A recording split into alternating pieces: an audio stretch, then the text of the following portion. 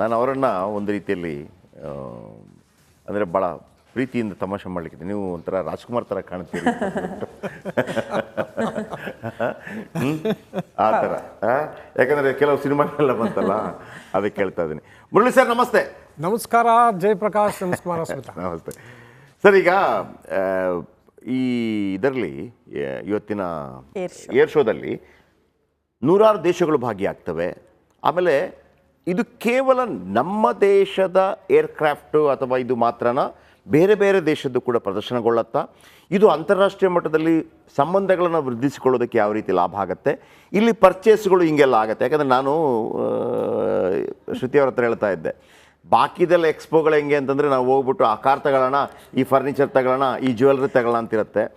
ಇದು ಜನಸಾಮಾನ್ಯರು ತಗೊಳ್ಳೋಂಗೆಲ್ಲ ರಾಷ್ಟ್ರದ ನಡುವಿನ ಒಪ್ಪಂದಗಳು. ಆಮೇಲೆ ಯಾರು ಕೊಡಬೇಕಾ? ಈಗ ಒಂದು ಒಂದು ಒಂದು ಮಾತಿದೆಯಲ್ಲ, ರೋಲ್ಸ್ ರಾಯ್ ಕಾರನ್ನು ದುಡ್ಡಿದ್ರೆ ಎಲ್ರಿಗೂ ಕೊಡೋಕ್ಕಾಗಲ್ಲ, ನಮಗೆ ಇಷ್ಟ ಇದ್ದರೆ ಮಾತ್ರ ಕೊಡ್ತೀವಿ, ಕೆಲವು ರಾಷ್ಟ್ರಗಳಿಗೆ ಕೊಡೋಕ್ಕೂ ಆಗೋದಿಲ್ಲ, ಹಿಂಗೆಲ್ಲ ಇರ್ತದೆ.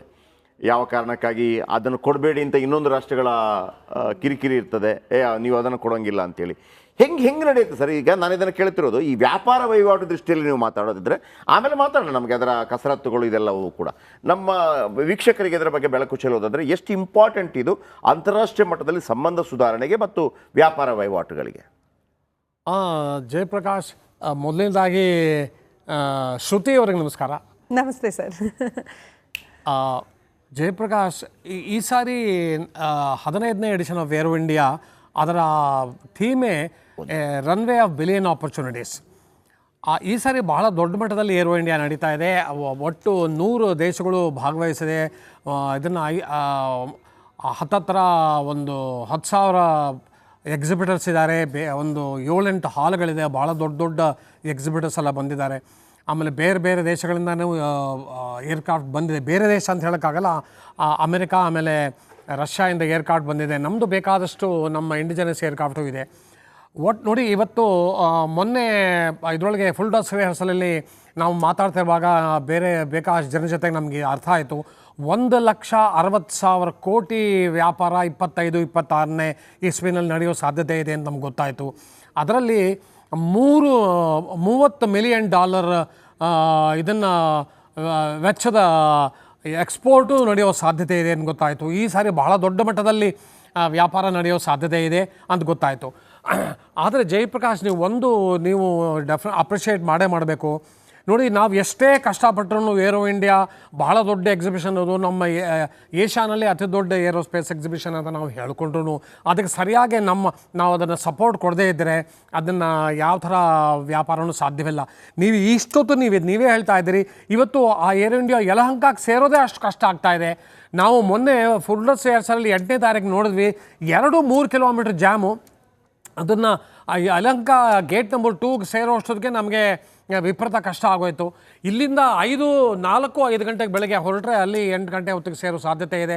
ಇವತ್ತು ಅದೇ ಆಗಿದೆ. ಇವತ್ತು ಅದೇ ಥರ ನಮ್ಮ ಈ ಮಾತು ನಾವು 12 ವರ್ಷಗಳಿಂದ ನಾವು ಕೇಳ್ತಾನೆ ಇದ್ದೀವಿ. ಇಲ್ಲ, ನಾವು ಯಲಹಂಕಾಗೆ ಏರೋ ಇಂಡಿಯಾ ಆಗುವಾಗ ಬೇರೆ ಕಡೆಯಿಂದ ನಾವು ಒಂದು ವ್ಯವಸ್ಥೆ ಮಾಡ್ತೀವಿ, ಅಲ್ಲಿಂದ ಎಲ್ಲ ಕಾರುಗಳನ್ನು ಬಿಡ್ತೀವಿ ಅಂತ.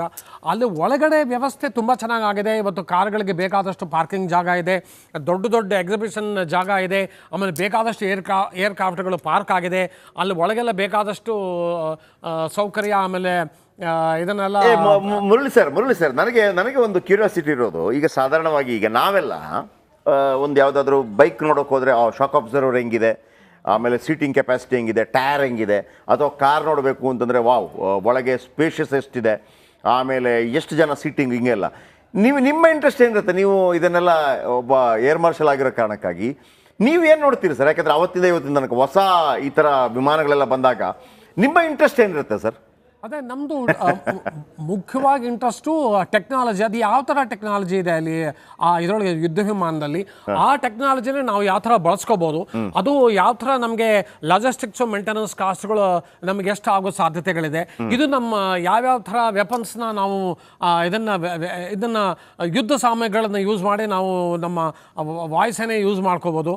ಆಮೇಲೆ ಇದನ್ನು ಯಾವ ಥರ ಫ್ಲೈ ಮಾಡೋಕ್ಕೆ ಸಾಧ್ಯತೆ ಇದೆ, ಆಮೇಲೆ ಇದನ್ನು ಯಾವ ಥರ ಮೇಂಟೈನ್ ಮಾಡೋಕ್ಕೆ ಸಾಧ್ಯತೆ ಇದೆ. ನನಗೆ ಒಬ್ಬ ಇಂಜಿನಿಯರ್ ಹಾಗಾಗಿ ನನಗೆ ಮೊದಲನೇ ಯೋಚನೆ ಇದನ್ನು ನಾವು ಮೇಂಟೈನ್ ಮಾಡೋಕ್ಕಾಗತ್ತಾ ನಮ್ಮ ದೇಶದಲ್ಲಿ. ಇನ್ನು 40 ವರ್ಷದಾಗಲೇ ನಾವು ಇದನ್ನು ಪರದಾಡ್ತಾ ಇರ್ತೀವ ಸ್ಪೇರ್ಸ್ಗೆ, ಆಮೇಲೆ ಅದಕ್ಕೆ ಇದಕ್ಕೆ. ಇವತ್ತು ನಾವು ಅದೇ ಸ್ಥಿತಿಲಿ ಇದ್ದೀವಿ. ಎಲ್ಲ ಏರ್ಕ್ರಾಫ್ಟ್ಗಳಿಗೂ ಸ್ಪೇರ್ಸ್ ಇಲ್ಲ, ಲಾಜಿಸ್ಟಿಕ್ಸ್ ಸಪೋರ್ಟ್ ಇಲ್ಲ, ಮೇಂಟೆನೆನ್ಸ್ ಸಪೋರ್ಟ್ ಇಲ್ಲ. ಈ ಏರ್ಕ್ರಾಫ್ಟ್ಗೂ ಅದೇ ಆಗತ್ತಾ, ಅಥವಾ ನಾವು ಇದನ್ನು ಏರ್ಕ್ರಾಫ್ಟ್ನ ಇನ್ನು ಮುಂದೆ 30-40 ವರ್ಷಗಳನ್ನು ಸರಿಯಾಗಿ ನೋಡ್ಕೊಳಕ್ಕಾಗತ್ತಾ? ಯಾವ ಥರ ಟೆಕ್ನಾಲಜಿ ಇದೆ, ಅದು ಲೇಟೆಸ್ಟ್ 5th ಜನರೇಷನ್ ಟೆಕ್ನಾಲಜಿನ ಇದನ್ನು ಮುಂದೆ ನಾವು ಯಾವ ಥರ ಡೆವಲಪ್ ಮಾಡ್ಕೊಂಡು ಹೋಗ್ಬೋದು? ನಮ್ಮ ದೇಶದ ಚಿಕ್ಕ ಚಿಕ್ಕ MSME ಉದ್ಯೋಗಪತಿಗಳು ಇದರಲ್ಲಿ ಕಾಂಪೊನೆಂಟ್ಸ್ ಮಾಡುವಂಥ ಸಾಧ್ಯತೆಗಳಿಲ್ಲ. ಇವೆಲ್ಲ ನಮಗೆ ಯೋಚನೆಗಳು ನಮ್ಮ ತಲೆಯಲ್ಲಿ ಬರುತ್ತೆ. ಈಗ ಸಾಧಾರಣವಾಗಿ ಸರ್, ಈಗ ಆಸ್ ಎ ಮೇಲ್ ಹುಡುಗರಿಗೆ ಹೆಂಗಿರುತ್ತೆ ಅಂದರೆ, ಎಷ್ಟೇ ಬೈಕ್ಗಳಿದ್ರೂ ಕೂಡ ಬುಲೆಟ್ ಅಂತ ಹೇಳಿದ ತಕ್ಷಣ ವಾವ್ ಇದು ಕಿಂಗ್, ರೋಡ್ ಕಿಂಗ್ ಅಂತ ಒಂದಿರುತ್ತೆ. ಈಗ ನೀವು ನೋಡಿರ್ತೀರಿ ಮಿಗ್, ಸುಖೋಯ್ ಇದೆಲ್ಲ ಆದಂಥ ಸಂದರ್ಭದಲ್ಲಿ ಮುರಳಿ ಸರ್ ನಿಮಗೆ ವಾವ್ ಏನ್ರಿ ಇದು ಅಂತ ಅನಿಸಿದ್ದು ಯಾವ್ದು ಸರ್? ಇದೇ ಈ ಸಾರಿ ಜಯಪ್ರಕಾಶ್, ಈ ಸಾರಿ ಆ ಥರ ವಾವ್ ಅನಿಸಿದ್ದು ಸುಖಾಯ್ 57 ಫೆಲನ್ ಏರ್ಕ್ರಾಫ್ಟ್ ನೋಡಿ, ಓ ಮೈ ಗಾಡ್ ಅನಿಸ್ತು. ಎಂಥ ಏರ್ಕ್ರಾಫ್ಟ್ ಅಂದರೆ ನಮಗೆ ನಾವು ಅಲ್ಲಿ ಅವರು ಏರೋಬ್ಯಾಟಿಕ್ ಮಾಡೋದು 40 ಮಿನಿಟ್ಸ್ ಮಾಡಿದ್ರು. ಆಮೇಲೆ ನಾನು ಇವ್ರನ್ನ ರಷ್ಯನ್ ಪೈಲಟ್ ಜೊತೆಗೆ ನಾನು ಮಾತಾಡಿದೆ ಅಲ್ಲಿ ಹೋಗಿ. ಅವ್ರಿಗೆ ಸರಿಯಾಗಿ ಇಂಗ್ಲೀಷ್ ಬರಲ್ಲ, ಏನೋ ತಪ್ಪು ಇಂಗ್ಲೀಷಲ್ಲಿ ಏನೋ ಹೇಳಿದ್ರು ಅವರು. ನಿಜವಾಗಲೂ ಅದ್ಭುತವಾಗಿತ್ತು. ಇವತ್ತು 9 ಗಂಟೆಗೆ ಇವತ್ತು ನಮ್ಮ ಮೊದಲನೇ ಏರೋ ಶೋ ಇದರೊಳಗೆ ಡಿಸ್ಪ್ಲೇನಲ್ಲಿ ಸುಖಾಯ್ 57 ಬರುತ್ತೆ, ನೀವೇ ನೋಡ್ಬೋದು. ಸಿಕ್ಕಾಪಡೆ ಅದ್ಭುತವಾಗಿದೆ. ಆದರೆ ಆ ಏರ್ಕ್ರಾಫ್ಟ್ ಭಾಳ ಅದ್ಭುತವಾಗಿದೆ. ನಮಗೆಲ್ಲ ಚೆನ್ನಾಗಿ ಎಕ್ಸ್ಪೀರಿಯನ್ಸ್ ಇದೆ. ನಂದು ಏರ್ಫೋರ್ಸಲ್ಲಿ ವಾಯುಸೇನೆಯಲ್ಲಿ ನಂದು ಸರ್ವಿಸ್ ಶುರು ಮಾಡಿದ್ದೆ MiG-21 ಇಂದ. ನಮಗೆ ಇದನ್ನು ರಷ್ಯನ್ ಏರ್ಕ್ರಾಫ್ಟ್ ಜೊತೆಗೆ ಬೇಕಾದಷ್ಟು ಎಕ್ಸ್ಪೀರಿಯನ್ಸ್ ಇದೆ. ಆದರೆ ರಷ್ಯನ್ ಏರ್ಕ್ರಾಫ್ಟ್ ಏನು ತೊಂದರೆ ಅಂದರೆ, ಅದು 10-15 ವರ್ಷಗಳಾದ್ಮೇಲೆ ಅದಕ್ಕೆ ಸಪೋರ್ಟ್ ಸಿಗಲ್ಲ, ಲಾಜಿಸ್ಟಿಕ್ ಸಪೋರ್ಟ್ ಸಿಗಲ್ಲ, ಸ್ಪೇರ್ ಸಿಗಲ್ಲ. ಅದನ್ನ ಏನು ಮಾಡ್ತಾರೆ, ಕೆಲವರು HALಗೆ ಅವರು ಇದನ್ನ ಮಾಡ್ತಾರೆ, ಕಾಂಟ್ರಾಕ್ಟ್ ಕೊಡ್ತಾರೆ. HAL ಇಂದ ಸರಿಯಾಗಿ ನಮಗೆ ಸಪೋರ್ಟ್ ಸಿಗಲ್ಲ. ಆಗೇನಾಗುತ್ತೆ, ಏರ್ಕ್ರಾಫ್ಟ್ ನಾವು ಒಂದು ಸ್ಥಿತಿಗೆ ಬಂದ್ಬಿಡ್ತೀವಿ, ಏರ್ಕ್ರಾಫ್ಟ್ ಆನ್ ಗ್ರೌಂಡ್ AOG ಅನ್ನೋ ಒಂದು ಸ್ಥಿತಿಗೆ ಬರ್ತೀವಿ. ಅಂದರೆ ಅದು ನಾನ್ ಆಪರೇಷನ್ಗಳು ಎಲ್ಲ ನೆಲದ ಮೇಲೆ ಕೂತಿರುತ್ತೆ ಏರ್ಕ್ರಾಫ್ಟು. ಈ ಥರ ಬೇಕಾದಷ್ಟು ಆಗಿದೆ. ಅದು Su-57 ಫೆಲನ್ಗೂ ಈ ಥರನೇ ಆಗುತ್ತಾ ಅನ್ನುವಂಥ ಒಂದು ಇದನ್ನು ಬಂತು, ನಮಗೆ ಮನಸ್ಸಿಗೆ ಬಂತು. ಆದರೆ ಆ ಏರ್ಕ್ರಾಫ್ಟ್ ಬಹಳ ಅದ್ಭುತವಾಗಿದೆ. ಅಂದರೆ ಅದನ್ನು ಎರಡೂ ಕಣ್ಣು ಸಾಲದು ಆ ಏರ್ಕ್ರಾಫ್ಟ್ ನೋಡೋಕ್ಕೆ. ಅಷ್ಟು ಕೋಬ್ರಾ ಮನೋವರ್ ಏನು, ಅದರದ್ದು ಇದನ್ನು ವರ್ಟಿಕಲ್ ಚಾರ್ಲಿ ಏನು, ಯಾವ ಥರ ಮಾಡಿದ ಆ ಪೈಲಟು ಅಂದರೆ ನಮಗೆ ನಿಜವಾಗ್ಲೂ ಆಶ್ಚರ್ಯ ಆಗೋಯ್ತು. ಇದು ನಮ್ಮ ದೇಶಕ್ಕೆ ಸರಿಯಾಗಿ ತಕ್ಕ ಫೈಟರ್ ಏರ್ಕ್ರಾಫ್ಟ್ ಅನ್ನೋ ನಮಗೆ ಒಂದು ಆ ಮೊಮೆಂಟಲ್ಲಿ ಒಂದು ಬಂತು. ಆಮೇಲೆ ಇನ್ನೊಂದು ಜಯಪ್ರಕಾಶ್ ನಿಮ್ಗೆ ಹೇಳಲೇಬೇಕು, ಇವತ್ತು ಅದೇ ಏರೋ ಇಂಡಿಯಾ 15ನೇ ಎಡಿಷನ್ನಲ್ಲಿ ಅದೇ ಜಾಗದಲ್ಲಿ ಯಲಂಕದಲ್ಲಿ 2 ಭಾಳ ಇಂಪಾರ್ಟೆಂಟು ಏರ್ಕ್ರಾಫ್ಟ್ಗಳು ಬಂದಿದೆ. ಒಂದು F-35 ಇದು ಲಾಕ್ಹೀಡ್ ಮಾರ್ಟಿನ್ದು ಅಮೇರಿಕಾಯಿಂದ, ಇನ್ನೊಂದು ಯುನೈಟೆಡ್ ಏರ್ಕ್ರಾಫ್ಟ್ ಕಾರ್ಪೊರೇಷನ್ಸ್ದು Su-57. ಎರಡೂ ಸ್ಟೆಲ್ತ್ ಏರ್ಕ್ರಾಫ್ಟು, ಎರಡೂ ವಿಪರೀತ ದುಬಾರಿ ಬೆಲೆ. ಒಂದಕ್ಕೆ $100 ಮಿಲಿಯನ್ ಆದರೆ ಇನ್ನೊಂದಕ್ಕೆ $35 ಮಿಲಿಯನ್ ವೆಚ್ಚ ಒಂದು ಏರ್ಕ್ರಾಫ್ಟ್ಗೆ. ಎರಡೂ ಅಲ್ಲೇ ಇದೆ. ಇವತ್ತು F-35 ಇದನ್ನು ಫ್ಲೈ ಆಗುತ್ತೋ ಅಲ್ಲ ನನಗೆ ಗೊತ್ತಿಲ್ಲ. Su-57 ಅಂತೂ ಡೆಫಿನೆಟ್ ಆಗಿ ಅವರು ಇದು ಫ್ಲೈ ಆಗೇ ಆಗುತ್ತೆ. ಖಂಡಿತ. ನಾನು ನಿಮ್ಮ ಹತ್ರ ಮಾತು ಮುಂದೆ ಶ್ರುತಿ ಈ ಮುರಳಿ ಸರ್ ಹತ್ರ ಮಾತಾಡಲಿಕ್ಕೆ, ಅಂದರೆ ನಮಗೆ ಆ್ಯಸ್ ಸಿಂಪಲ್ ಆಸ್, ಅಂದರೆ ನಮಗೆ ಏನು ಪ್ರಶ್ನೆಗಳನ್ನ ಈಗ ನಾನು ಉದಾಹರಣೆ ಹೇಳ್ತಾ ಇದ್ನಲ್ವಾ, ನಮಗೆಲ್ಲ ಬೈಕ್ ಬಗ್ಗೆ ಇಂಟ್ರೆಸ್ಟ್ ಇರುತ್ತೆ. ಈಗ ನನಗೆ ಅವ್ರ ಹತ್ರ ನೆಕ್ಸ್ಟ್ ಕೇಳಿಕಿರುವಂಥದ್ದು, ಇಲ್ಲಿ ವ್ಯಾಪಾರ ಆಗ್ಬಿಡ್ತದ, ಬೇರೆ ಕಂಟ್ರೀಸ್ಗಳು ಬಂದು ನಮಗೆ ಇದನ್ನು ಕೊಡಿ ಅಂತ ಕೇಳಿದಾಗ ಇನ್ನೊಂದು ಕಂಟ್ರಿ ಹೇಳಲ್ವ, ಇಲ್ಲೆಲ್ಲ ಅವ್ರು ಕೊಡಬೇಡಿ. ಈಗ ಒಂದು ಪಾಕಿಸ್ತಾನ ಬಂದು ಕೇಳ್ಬೋದಪ್ಪ ನಮಗೆ ಇಂಥದ್ದು ಬೇಕು ಅಂತೇಳಿ, ಆಗ ಇಂಡಿಯಾ ಹೇಳುವೆ ಅವ್ರು ಕೊಡಬೇಡ್ರಪ್ಪ, ನಮ್ಮ ಫ್ರೆಂಡ್ಶಿಪ್ ಚೆನ್ನಾಗಿದೆ, ಅವರು ಕೊಡಬೇಡಿ, ಸ್ಟ್ರಾಂಗ್ ಆಗಿಬಿಡ್ತಾರೆ ಅವರು. ಹೀಗೆಲ್ಲ ನಡೆಯುತ್ತಾ ಅಂತೇಳಿ ನನಗೆ ಕುತೂಹಲ ಇದೆ, ಕೇಳೋಣ ಅದರ ಬಗ್ಗೆ. ಈ ನಡುವೆ ದ್ರೌಪದಿ ಮುರ್ಮು ಅವರು ಪ್ರಯಾಗ್ರಾಜ್ನಲ್ಲಿ ಇವತ್ತು ಪುಣ್ಯ ಸ್ನಾನಕ್ಕಾಗಿ ಬಂದಿದ್ದಾರೆ. ಅದರ ಬಗ್ಗೆ ಈಗಿನ ಅಪ್ಡೇಟ್ಸ್ ನಿಮಗೆ ಕೊಡ್ತಾ ಇದ್ದೀನಿ ಒಂದು ಪುಟ್ಟ ಬ್ರೇಕ್ ಆದ ನಂತರ. ಇವತ್ತಿನಿಂದ ಶುರುವಾಗಿದೆ, ಅಧಿಕೃತವಾಗಿ ಶುರುವಾಗಿದೆ. 4 ದಿನಗಳ ಕಾಲ ನಡೆಯುತ್ತೆ. ಬೆಂಗಳೂರಿನಲ್ಲಿ ವೈಮಾನಿಕ ಲೋಹದ ಹಕ್ಕಿಗಳ ಕಲರವ ಇವತ್ತಿನಿಂದ ಕಣ್ತುಂಬಿಕೊಳ್ಳುವುದಕ್ಕೆ ಅವಕಾಶ ಇರುತ್ತೆ ಯಲಹಂಕ ವಾಯು ನೆಲೆಯಲ್ಲಿ. ಈಗ ರಾಜನಾಥ್ ಸಿಂಗ್ ಅವರು ಚಾಲನೆ ಕೊಟ್ಟಿದ್ದಾರೆ ಅಧಿಕೃತವಾಗಿ. ಡಿಸಿಎಂ ಡಿ.ಕೆ. ಶಿವಕುಮಾರ್ ಅವರು ಕೂಡ ಇದ್ದಾರೆ. The pilot takes off and Mark 1 Alpha is an advanced variant of the first Aboriginal fighter that stands as a symbol of technological evolution.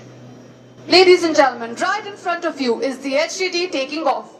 The pilot takes off and will leave the arena air marshal Murali sir ಇದ್ದಾರೆ. ನಾನು Murali sir ಅವ್ರನ್ನ ಸುರೇಶ್ ಓಬೇರಾಯ್ ಅಂತ ಕರೆಯೋದು. ಸುರೇಶ್ ಓಬೇರಾಯ್ ಅಂತ ಕರೆಯೋದು ಸಾಧಾರಣವಾಗಿ ನಾನು ಪ್ರೀತಿಯಿಂದ.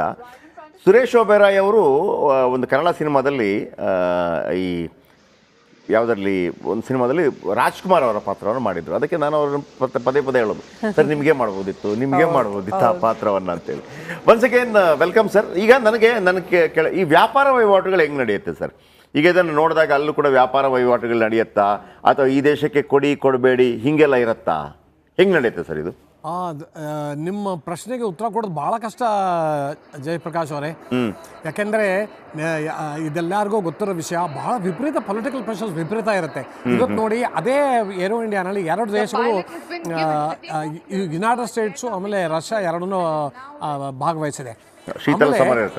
ಬೈಡನ್ ಅಡ್ಮಿನಿಸ್ಟ್ರೇಷನ್ ಇದ್ದಾಗ ನಮ್ಮ ದೇಶಕ್ಕೆ ಅವ್ರು ಹೇಳಿದ್ರು, ನೀವು F-21 ಇದನ್ನು ರ್ಯಾಪ್ಟರ್ ವರ್ಷನ್ ಅದನ್ನು ಆಫರ್ ಮಾಡಿದ್ರು. ಆಮೇಲೆ F-15 ಈಗಲ್ F-15EX ವರ್ಷನ್ ನಮಗೆ ಆಫರ್ ಮಾಡಿದ್ರು. F-16 ಬ್ಲಾಕ್ 70 ಆಫರ್ ಮಾಡಿ ಈ 3 ಏರ್ಕ್ರಾಫ್ಟ್ನ ನೀವು ಇದು ಫಾರಿನ್ ಮಿಲಿಟರಿ ಸೇಲ್ಸ್ ರೂಟ್ ಪ್ರಕಾರ ನೀವು ತಗೋಬೋದು ಅಂತ ಬೈಡನ್ ಅಡ್ಮಿನಿಸ್ಟ್ರೇಷನ್ ನಮ್ಗೆ ಹೇಳ್ತು. ಅದಾದ್ಮೇಲೆ F-35 ಸ್ಟೆಲ್ತ್ ಏರ್ಕ್ರಾಫ್ಟು, ನಮ್ಮ ದೇಶಕ್ಕೆ ಸ್ಟೆಲ್ತ್ ಏರ್ಕ್ರಾಫ್ಟ್ ಬೇಕು ಅನ್ನೋ ಮಾತು ಬಹಳ ದೇಶದಿಂದ ನಡೀತಾ ಇದೆ. ನಮ್ಮ ದೇಶದಲ್ಲಿ ನಾವು ತಯಾರು ಮಾಡಕ್ಕೆ ನಮ್ಮ ಕೈಲಿ ಆಗಿಲ್ಲ. ಈ ಆತ್ಮನಿರ್ಭರತೆಯಿಂದ ಏನು ಪ್ರಯೋಜನ ಆಗಿಲ್ಲ. ಅದಕ್ಕೆ ಇವತ್ತು F-35 ಬಂದಿದೆ. ಆದರೆ F-35 ಅವರು ಆಫರೇ ಮಾಡಿಲ್ಲ ನಮ್ಮ ದೇಶಕ್ಕೆ. ಸೊ ಈಗ ಪ್ರೆಸಿಡೆಂಟ್ ಟ್ರಂಪ್ ಅಡ್ಮಿನಿಸ್ಟ್ರೇಷನ್ ಬಂದ್ಮೇಲೆ ಅವ್ರು ಆಫರ್ ಮಾಡ್ತಾರಾ ಅನ್ನೋದು ಮೊದಲನೇದು. ಎರಡನೇದು ಯಾವ್ದು ಆಫರ್ ಮಾಡ್ತಾರೆ ಅನ್ನೋದು ಇನ್ನೊಂದು. ಪೂರ್ತಿ ಪಾಲಿಸಿಗಳು ಚೇಂಜ್ ಆಗಿದೆ. ಆಮೇಲೆ ಮೂರನೇದು ಏನು ಅಂದ್ರೆ, ಈಗ ಸುಖಾಯ್ 57 ನೀವು ತಗೊಂಡ್ರೆ ನಾವು ನಿಮ್ಗೆ ಬೇರೆ ಏನೂ ನಿಮಗೆ ನಿಮ್ಮ ಏನೇನು ಸೌಕರ್ಯಗಳನ್ನ ನೀವು ಕೊಟ್ಟಿದ್ದೀವಿ, ಏನೇನು ನಾವು ನಿಮಗೆ ಮಾರಾಟ ಮಾಡಿದೀವಿ ನಮ್ಮ ದೇಶದಿಂದ, ಅವೆಲ್ಲ ನಿಲ್ಲಿಸ್ಬಿಡ್ತೀವಿ ಅನ್ನೋ ಮಾತು ಬರ್ಬೋದು, ಯಾರಿಗೂ ಗೊತ್ತು, ನಮ್ಗೆ ಗೊತ್ತಿಲ್ಲ. ಆದ್ರೆ ಈ ತರ ಪೊಲಿಟಿಕಲ್ ಪ್ರೆಷರ್ಸ್ ಬಹಳ ಜೋರಾಗಿ ಬರುತ್ತೆ. ಆಮೇಲೆ Su-57 ಏರ್ಕ್ರಾಫ್ಟ್ ರಷ್ಯಾ ತಂದಿರೋದು ಇದಕ್ಕೋಸ್ಕರನೇ. ಅವರು ಮೊದಲನೇ ಬಾರಿ ರಷ್ಯಾ ಇಂದ Su-57 ಹೊರಗೆ ಬಂದಿದೆ. ಅದು ಸೀದಾ ಬೆಂಗಳೂರಿಗೆ ಬಂದಿಳಿದಿದೆ. ನಮಗೆ ಗೊತ್ತಿರೋ ಮಾಹಿತಿ ಪ್ರಕಾರ ಇದನ್ನ ಅವರು ಉಕ್ರೇನ್ ವಾರ್ನಲ್ಲಿ ಬೈಲೋರಷ್ಯಾದಿಂದ ಕೀವ್ನ ಹೊಡೆಯಕ್ಕೆ ಯೂಸ್ ಮಾಡಿದ್ರು ಅನ್ನೋ ಒಂದು ಮಾತು ಬಂದಿತ್ತು. ಆದರೆ ನಿಜವಾಗ್ಲೂ ಮಾಡಿದಾರೋ ನಮಗೆ ಗೊತ್ತಿಲ್ಲ. ಅದಕ್ಕೆ ವಾರ್ ಎಕ್ಸ್ಪೀರಿಯನ್ಸ್ ಇದೆಯೋ ಗೊತ್ತಿಲ್ಲ. ಆದರೆ F-35 ವಿಪರೀತ ದುಬಾರಿ, Su-57 ಕಮ್ಮಿ. ಈಗ ನಮ್ಮ ದೇಶದಲ್ಲಿ ನಾವು ಒಂದು ಸರಿಯಾದ ನಿರ್ಣಯ ತಗೋಬೇಕು. ಆಮೇಲೆ ಇನ್ನೊಂದು ಏನು ಗೊತ್ತಾ, ನಮ್ಮ ದೇಶದ ಆತ್ಮನಿರ್ಭರತೆ ಏನಿದೆ, ನಾವು ಬೇರೆ ದೇಶಗಳನ್ನ ಕೇಳ್ಕೊತೀವಿ, ನೀವು ಟೆಕ್ನಾಲಜಿ ಟ್ರಾನ್ಸ್ಫರ್ ಮಾಡಿ ಇಲ್ಲೇ ಬಂದು ಮ್ಯಾನುಫ್ಯಾಕ್ಚರ್ ಮಾಡಿ, ನಮ್ಮ ದೇಶದಲ್ಲೇ ನೀವು ಬಂಡವಾಳ ಹೂಡಿ, ನಮ್ಮ ದೇಶದಲ್ಲೇ ನೀವು ನಮ್ಮ ಯುವಕರನ್ನೇ ತಗೋರಿ, ನಮ್ಮ ಏರೋನಾಟಿಕಲ್ ಇಂಜಿನಿಯರ್ಸ್ನೇ ತಗೊಂಡು ಮಾಡಿ ಅನ್ನೋ ಮಾತು ಮೊದಲನೇ 3-4-5-6 ವರ್ಷಗಳಿಂದ ಬರ್ತಾ ಇದೆ. ಇಲ್ಲ ಈಗ ಮುರಳಿ ಸರ್, ಈಗ ಕೊಲಾಬ್ರೇಷನಲ್ಲಿ ಮಾಡೋದಿದ್ರೆ, ಫಾರ್ ಎಕ್ಸಾಂಪಲ್ ಈಗ ನೀವು ಸಿಕ್ಕೋಯ್ ಬಗ್ಗೆ ಹೇಳಿದ್ರಿ, ಈಗ ನಮಗೆ ಇಂಟ್ರೆಸ್ಟ್ ಇದ್ದರೆ ಚೇಲ್ ಮುಖಾಂತರವಾಗಿ ಬನ್ನಿ ನಮಗೆ ಹೇಳ್ಕೊಡಿ, ಅದು ಹೆಂಗೆ ನಡೆಯೋದು ಅಂತ? ಅದೇ ನೋಡಿ, ಅವರು ಎಷ್ಟೋ ಟೆಕ್ನಾಲಜಿನ ಅವರು ಇಂಟೆಲೆಕ್ಚುಯಲ್ ಪ್ರಾಪರ್ಟಿ ರೈಟ್ಸ್ ಇದರೊಳಗೆ ಅದರ ಆಡಿನಲ್ಲಿ ಅವ್ರು ಏನು ಮಾಡ್ತಾರೆ, ನಾವು ಕೊಡಲ್ಲ ಅಂತಾರೆ. ಈಗ F-35 ಆಗಿರೋದೇ ಅದು, ನಾವು ನಿಮಗೆ ಸ್ಟೆಲ್ತ್ ಕೊಡಲ್ಲ. ಸ್ಟೆಲ್ತ್ ನಮ್ಮದೇ, ಅದು ಅದಕ್ಕೆ ನಮ್ಮದು IPR ರೈಟ್ಸ್, ನಾವೇ ಇದನ್ನ ತಯಾರು ಮಾಡಿರುವಂಥ ಸ್ಟೆಲ್ತ್ ಅದು ನಿಮ್ಗೆ ಕೊಡಲ್ಲ. ಈಗ ರಷ್ಯಾನವರು ಹಾಗೆ ಹೇಳ್ಬೋದು, ನಾವು ನಿಮಗೆ ಏರ್ಕ್ರಾಫ್ಟ್ ಕೊಡ್ತೀವಿ, ಸ್ಟೆಲ್ತ್ ಕೊಡಲ್ಲ. ಅಂದರೆ ನಮ್ಮ ದೇಶದಲ್ಲಿ ಆ ಸ್ಟೆಲ್ತ್ ಒಂದು ಕಣ್ಣಿಗೆ ಕಾಣಿಸ್ದೇ ಇರೋದು, ರಾಡಾರ್ ಕಣ್ಣಿಗೆ ಕಾಣಿಸ್ದೇ ಇರೋದು, ಆಮೇಲೆ ಇನ್ಫ್ರಾರೆಡ್ ಸಿಗ್ನೇಚರ್ ಇಲ್ಲದೆ ಇರೋದು, ನಮ್ಮ ದೇಶದಲ್ಲಿ ಇಲ್ಲಿ ತಕ್ಕ ಅದನ್ನ ನಾವು ರಿಸರ್ಚ್ ಮಾಡೇ ಇಲ್ಲ. ಅಂದರೆ ತಗೊಂಡ್ರು ನಮ್ಗೇನು ಪ್ರಯೋಜನ ಇಲ್ಲ. ಆಮೇಲೆ ಇನ್ನೊಂದು ಬಹಳ ಇಂಪಾರ್ಟೆಂಟು ಜಯಪ್ರಕಾಶ್, ನಾವಿವತ್ತು ಪ್ಲಾಟ್ಫಾರ್ಮ್ ತಗೋಬಹುದು. ನೋಡಿ, ಇವತ್ತು ಅಲ್ಲಿ ಮೇಲೆ ನೋಡಿದ್ರೆ ರಫಾಲ್ ತರ ಕಾಣಿಸ್ತಾ ಇದೆ ನನಗೆ. ಹೌದು.